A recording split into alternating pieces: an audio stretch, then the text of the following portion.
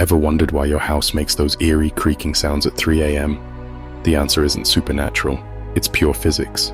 During the day, your house absorbs heat from the sun, causing materials like wood and metal to expand slightly.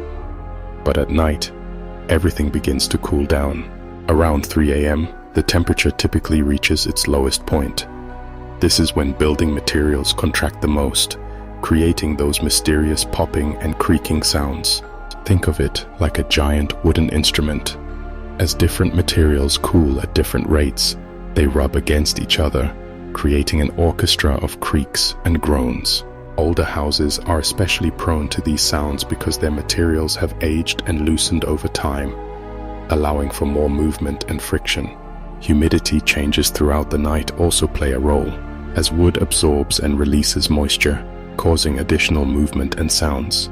So next time you hear those mysterious sounds at 3 a.m., remember, it's not ghosts haunting your house, it's just physics giving you a nightly concert.